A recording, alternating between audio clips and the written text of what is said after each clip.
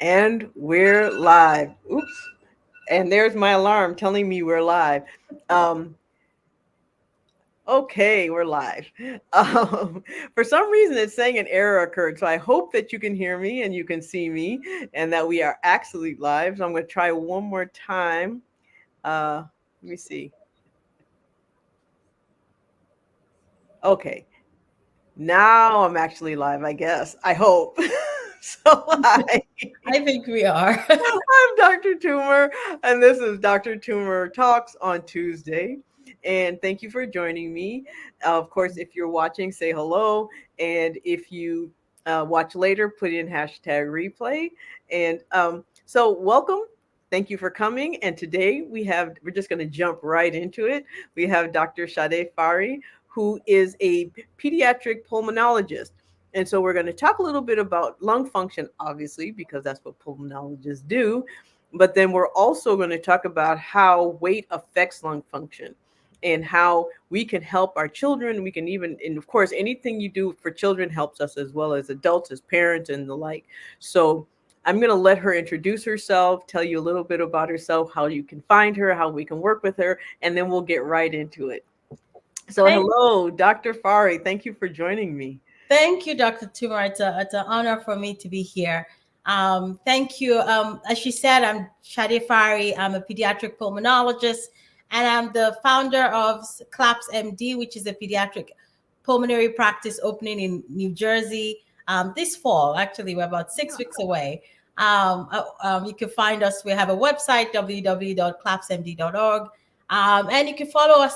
Later, we'll share how you can find us on social media as well. So thank you again. And I hope we can have a good time talking about the lungs. I love talking about the lungs. I bet you do. I hope so. So tell us, when people talk about lung function, lung health, what exactly does that mean, really? Hmm. So that's a good question because actually, the lungs sometimes I feel like they are under celebrated as an organ that helps us. So if we think about the lungs like one of the engines, most of us think of the heart, but one of the engines that drives the human because in the air, the gases that we need to maintain life, the lungs help us to do that. So when we say lung function, it's a broad term. Sometimes we're talking about the percentage based on someone's age, based on their gender. We expect that the lungs should be a certain size, should be able to move air at a certain speed. And so sometimes technically, when we're saying someone's lung function, we're saying based on your age and based on what we expect, this is how much, what percentage. So sometimes you hear the number percentage. But I think, generally speaking, is broader than that. It's also how well your lung is exchanging oxygen. So that's another small measure. How easily your lungs are exchanging oxygen. How well your lungs are protecting um, you from infection. So those are some of the other functions of the lungs that sometimes we don't think about. And lastly, how well your lungs will do under stress. So those are some of the areas that we're trying to assess when we say lung function. Okay. So when you say lungs under stress, what are some of the things that stress lungs? And you So mentioned infection, yes, clearly. infection is the biggest and commonest category of the lungs, Hmm. of the stressors of the lungs. But the other things will be, for instance, there's maybe we can even get into the weight. So one of the role of the lungs is that it's based on the mass, based on our weight. It has to decide how much oxygen we need. And so the when our weight, the bigger we get, the more the lungs have to adjust. And sometimes it's sort of like a vicious cycle. So the more the lungs have to work, the bigger we get. But unfortunately, the weight also restricts how much the lungs can do. So sometimes to compensate for that, there may be problems during sleep. There may be problems during exercise. So exercise is another stressor. So those are some of the common stressors that I again, there are daily, sometimes even activities of daily living, not necessarily exercise, could Hmm. become a stressor because the lungs have to rise up and perform. And if they are not able to, then Oh, okay. Well, before we continue, I do want to say hello to Cynthia Singleton, my aunt, who always chimes in. I appreciate that. And of course, Chris, good evening. Thank you for coming again to this week. So now, so you mentioned that lung function is essentially getting oxygen, providing oxygen to the body, and so of course the size of the body then creates issues with the amount of work the lungs have to do. But the size of someone also restricts how well the lungs can do that. So it seems like a double-edged sword when um, trying to help your lung function, but you're also gaining weight. And so therefore it kind of worsens and worsens and starts this vicious cycle.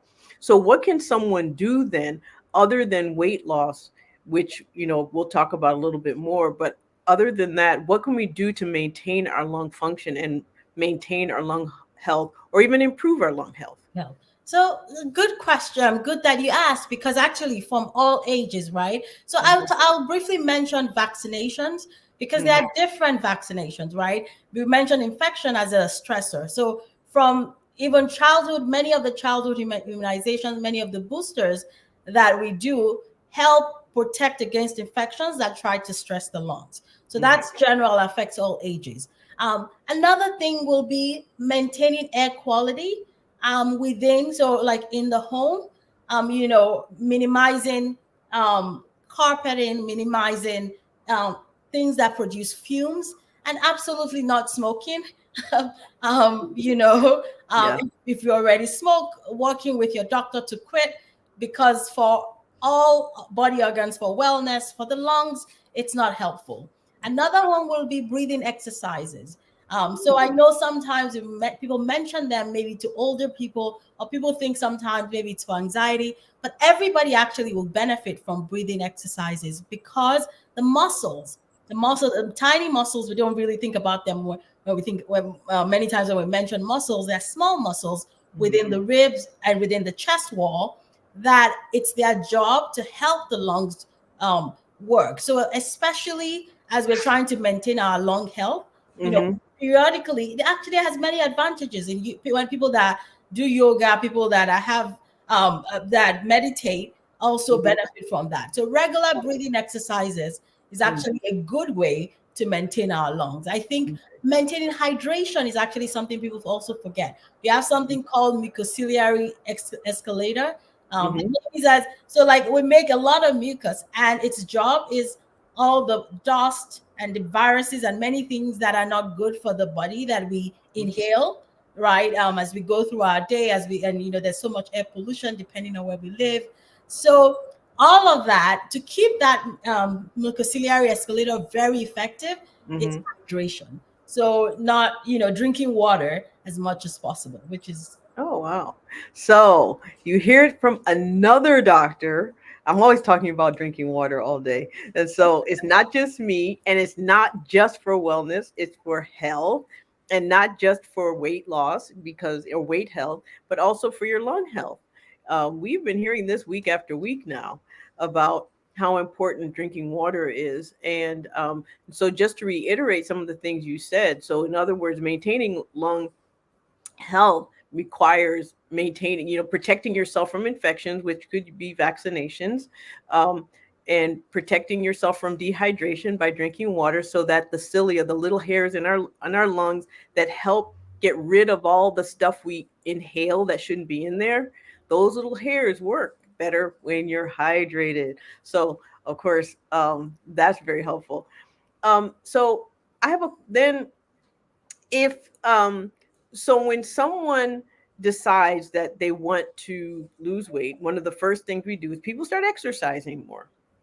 So how can people protect their lungs when exercising? Now, you mentioned lung exercises as a way of protecting muscles and improving muscle strength around those little muscles, the intercostals, I'm assuming you're talking about. yeah. um, and so, deep yoga breathing, we do quite a bit. I've talked about that as well. So when, and I just want to ask you, so when I often instruct people to do the 4 breaths in, hold for 7, 8 breaths out. Is that the breathing you're talking about? Yes, that's one of them. There's Okay. many. Yes, so yes, that's a And are common there one. is there where could we find out more about some of the others? The American Lung Association does have a good library. I like that it actually has description step by step and videos. So I would say that's a good trusted source. Oh, good to know. Good to know. And so when, like I mentioned, so when people are trying to get healthy, we want to move. We want to.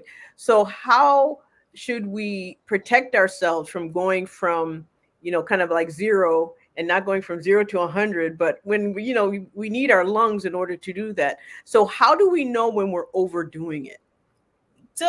Yeah, so that's important because actually, because exercise intolerance or breathlessness Mm-hmm. sometimes is one of the things that people deal with the when they're having issues with their weight. And Mm-hmm. so we can little steps Mm-hmm. is, so sometimes people would say even if it's 15 to 30 minutes activity, and that may be walks, that Mm-hmm. may be, so I would say number one, starting small. Okay. Number two would be the next time we're getting evaluated or with the doctor, I would mention if we've tried something small and we had a challenge, a small evaluation in the doctor's office. The reason I'm saying that is if there's an underlying condition like asthma or COPD or something else, it needs to be managed, and we Mm-hmm. might prescribe medications before exercise. The reason that so sometimes people say the reason they don't exercise is because they have that difficulty. Certain Okay. people will benefit from doing medications before intense exercise. So that's another thing. So I would encourage mentioning it to the doctor. And if we need medication, being willing to use that to make the exercise easier. More And tolerable. exactly. So the other thing sometimes is um, time of day or time of the weather outside. So I know we talked about taking walks, but depending on where we live, in harsh cold weather or very hot weather, makes outside exercise a little more difficult. So we Okay. might want to consider doing indoor exercise maybe on days, and then also depending on where we live, on days where the weather is a little harsh. So those are some small common variation, and then yes, I would leave it at those broad categories because depending on what else, we also want to make sure the heart that the heart doctor also says we can do that much. So Mm-hmm. so, so sometimes they do additional testing to figure that out. Mm-hmm. And which takes me to my next question, actually, about heart lung connection. So often, when we are obese, as I was um, years ago, when I was short of breath, I was actually told it was because of my obesity, when in fact I was in congestive heart failure. And I Okay. went 2 weeks undiagnosed because my shortness of breath was assigned to my weight rather than to my Mm. true reasons for why I was short of breath. Hmm. So, how do we know when, or when should we be concerned if something is related to our weight versus when it's something more serious? That's it. Oh, yeah, it's important that you brought that up because just even as a lung doctor, very often, for children, for people, every time someone is short of breath, like you said, sometimes someone will attribute it to your weight, or someone will attribute it to asthma or some other condition. So it's important that we brought that up. That many um, problems that can manifest as shortness of breath. So Hmm. I like for us to remember that, right? That many problems will manifest as shortness of breath. And so, as someone who's experiencing shortness of breath, especially if it's something different, so many times acute conditions or worsening, Okay. a person can know something is worse. So Hmm. if there's a significant worsening, if for instance it's during sleep or the reason I bring that up is another thing, big change that can happen is someone who didn't have sleep apnea before, over time, if they develop sleep apnea or they wake up, feeling very tired and groggy, not like themselves, it may be because they are now developing respiratory insufficiency or something or hypoventilation. So if the problem is during sleep, if the problem is associated with worse than before, if activities of daily living are being affected, then I would say at all times we should never just attribute everything to weight or to asthma. I would say it's important to know that if it feels worse than before, we should get it checked out. So, Well, I had to mute myself briefly because I'm in Washington, D.C. There are a lot of helicopters going back and forth. And one got very loud very close to the building, so I oh, muted myself briefly. But I do want to say Tasha Rose wrote that she was on COPD. She was on oxygen for COPD for 3 years, and she's been off of oxygen since February of this year. And she mhm. started to work out, so and she's sure that that played a part. Exercising, yes, when it's done appropriately, when it's done according to where you are. It's overdoing it often that causes the problems for people. They go too far too fast, but when you start, go start low and go slow, your body has time to adjust to the extra activity. um, and so you mentioned sleep apnea. Now, I one of the things I have a hard time convincing people of is getting sleep tested for sleep apnea. Really? So what exactly is testing for sleep apnea? When should someone be concerned? And what are some of the dangers of letting it go too long without getting it treated? Oh, okay. Oh, so let's start from the last thing you said. So sleep Hmm. apnea is when there's pauses in breathing, mostly during sleep, that are long enough to affect oxygen. Hmm. And the important thing is that the body parts that need that oxygen, especially when we're sleeping, are very vital. It's the brain, it's the heart, right? And then the muscles of the big muscles of the body. Yeah. So one of the things that happen is that, first of all, early on, many times the person wakes up from sleep not feeling rested. Mm. Sometimes wakes up from sleep with a headache, Mm. and then over time, the heart starts to get strained. We've seen even, unfortunately, children who, when it went unmanaged, developed significant heart problems from that. And then overall, there's many other body parts that can shut down. The Hmm. process of getting tested is can be varied. Sometimes, some places people do it at home, but the important thing is that if there's sleep apnea, there are things to do to fix it. Hmm. So, like Dr. Tuma said, the reason it's important to know if the problem exists is that that's the first thing we do. If there's sleep apnea, it's not just to put a label, it's that we can help. While we're working towards managing our weight, which is part of the management of sleep apnea, but in the meantime, there's many things we can do. So I would encourage everyone who's Hmm. to consider getting tested. Yes. And I'm sure whoever, if there's anyone nearby who sleeps near you, they'd be appreciative because snoring tends to be one of the other side effects of sleep apnea. So I'm sure it's very much appreciated to get that taken care of. So tell me, if someone wanted to work with you, who do you work with? Where can they find you? And what could they expect when they come to work with you?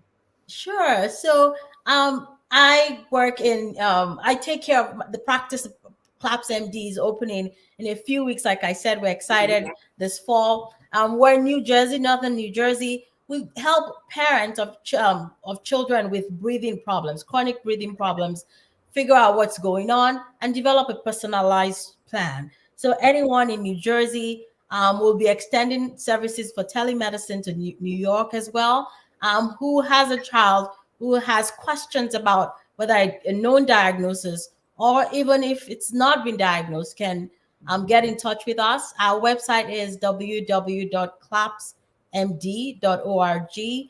And right now we have a wait list on there. So if you go on there and you put your email address in, um, we'll be sure to get in touch with you and you'll be on our VIP list to get an appointment as soon as our calendar opens. And my hope is that we don't just give a diagnosis, is but that we get to know your child, get to know your family, Hmm. and help you become part of a team. Because as parents, it's not just our children. It's not just here's a medication, here's a diagnosis. Is understanding what we can do to prevent, is holistic management, and then the goal is wellness and health. so that even the way we eat, the way we exercise, what we do, air quality in the home, um, sports. People have questions about all those things. Can my child do sports? So all those things we do remote monitoring as well, and we do a lot of advanced testing to figure out exactly where the problem is in the lungs. Wow. Well, I wish I had my wish I had been near you when my daughter was younger with asthma. That would have been fantastic. So thank you so much for joining me today. And again, if anyone wants to find Dr. Fari, www.clapsmd.org. That's New York and New Jersey. She has a wait list. She's opening soon, but you want to get on that wait list if you have a child who has any type of breathing issue, lung issues that you want addressed and tested for, and and cared for in a way that not just for their own treatment, but also for their total wellness and their health. So thank you again, Dr. Fry, for joining me. Thank you. And I will see you, the rest of you, next week on Dr. Tumor Talks on Tuesday. Good night. Good night.